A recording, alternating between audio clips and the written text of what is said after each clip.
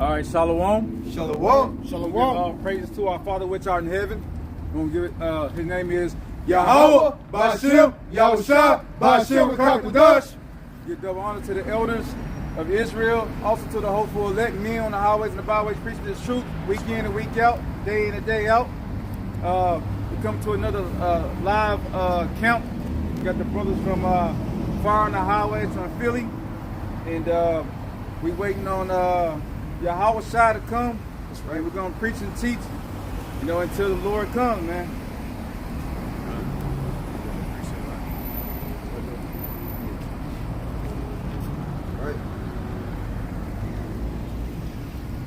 Coming from the book of Mark, chapter 11 and verse 22. He said, and Yahweh Shah answered, saith unto them, have faith in Yahweh. For verily I say unto you, that whatsoever shall say unto this mountain, be thou removed, and be thou cast into the sea, and shall not doubt in his heart, but shall believe that those things which he has said shall come to pass. He shall have whatsoever he said.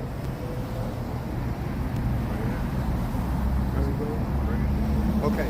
All right, so when you look at this, right, and we're even from verse 22, when it's saying, and Yahweh Shai answering saith unto them, you got to remember who Yahweh Shai was talking to.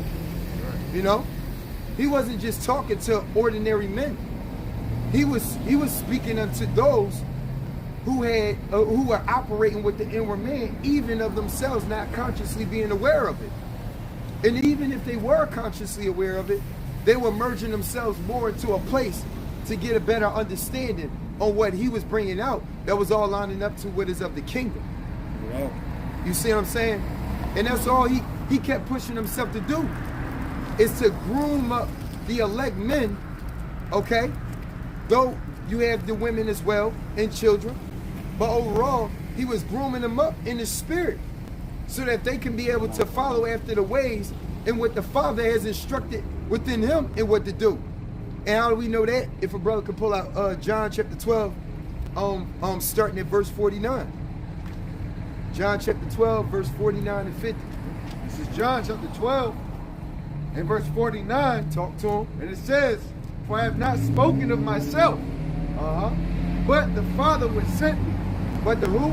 But the Father which sent me. He said the Father has sent him. So he even clarified it from the beginning that he wasn't speaking of himself, showing you that he was sent by the Father to redeem us. But to redeem who? Within those times, it was the elect, that innumerable number. Okay, that's mentioned in Revelation chapter 7. We'll go further. He gave me a commandment, what I should say and what I should speak. You see, this that inward man talk right here. Because the flesh only comes with commandments that comes from this world. It comes from a place that's of wickedness, to draw you more into a place where you will forget about what your soul actually needs. You think your soul is going to be able to survive by what the world is giving unto you? No.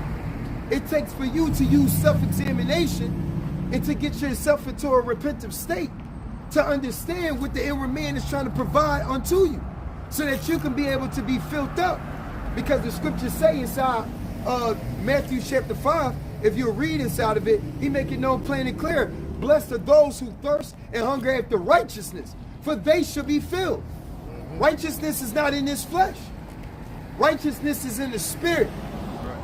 You see what I'm saying? Go ahead. And I know that his commandment is life everlasting. The commandment is life everlasting. But what also is life everlasting? That's the word. You see how the commandment and the word go together?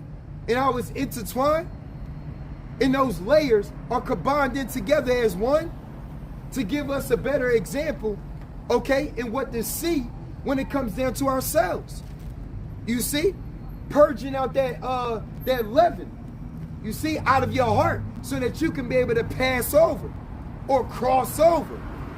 Bearing your cross so that you can pass over. You can't ascend if you're in a state of having yourself to lean more into this world. He that is a friend of this world is an enemy to Yahweh. And that's a fact. Go ahead. Continuing on, even as the Father said unto me, so I speak. You see? So he's giving us indication that the Father speaks to him on the regular. This is why Yahweh Shai had to go behind the mountaintop. This is why Yahweh Shai had to go in prayer by himself. He had times where he did pray amongst the disciples, but he was trying to show them, okay, a level in what they're able to bear with, so that they could commune and connect with him through him. So the insight that Yahweh Shai has received, you know, and what he has read out of the hearts of his disciples and those who were following him, he was able to present that unto the Lord, man, unto Yahweh. You see, being the intercessor. You see, on our behalf. You see, not everybody on the face of the earth, on our behalf. You know, and that's the truth. You see? You finished with that? Okay. You got something? No, go ahead. Okay. Keep rolling. Okay. So if you view that, right, and you see that, okay, it wasn't just that he was being an intercessor, but he also knew in his mind that the weight that he was bearing, which was of glory, that the disciples wasn't mature enough to handle it, though he's seen that fire within them. And what is that fire? As the scriptures makes it known, about the spirit in man being as a candle. That's in the book of Psalms. There is a spirit within man. Proverbs 20:27. I think so. Let me pull that up. There is a spirit within man. You got it? This is Proverbs chapter 20, verse 27. The spirit of man is the candle of Yahweh. It's the what?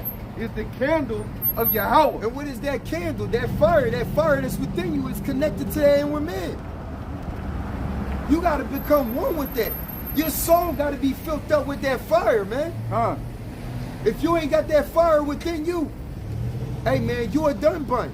And that's not for me saying that to make things grievous, but it's to turn you up to be like, yo, man, I really need to make a sudden change. Because there's a reason why these brothers constantly and consistently keep putting themselves out there.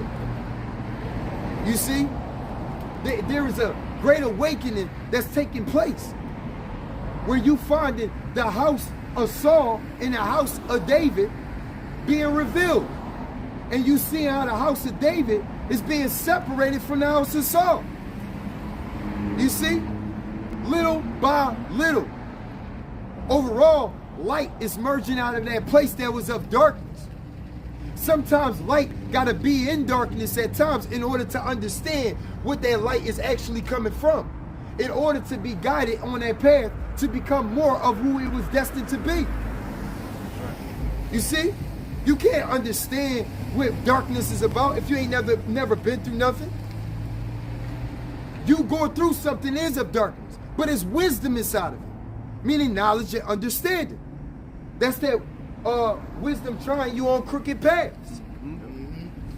You see, those are dark points in your life to get you to where you at right now, being 10 toes down in the truth. You see, and not giving up. Wait. Proverbs 20 and 27. The spirit of man is the candle of Yahweh, searching all the inward parts of the belly. Searching what? All the inward parts. All the inward parts out the what? The belly. Now think about that. If you really think about that, when did Yahweh Shai make it known how living waters be flowing out of our what? Our bowels. He's trying to show you his levels to this, man. You ain't in tune with that inward man. It don't matter how many scriptures you know, how swift you are with the precepts, because all of that could come from a place of emulation. You could be just saying things that came from somebody and what they had said, and they copied off of somebody and never gave time within the word to understand how it fits to you personally, so that you can have the sure mercies of the Lord.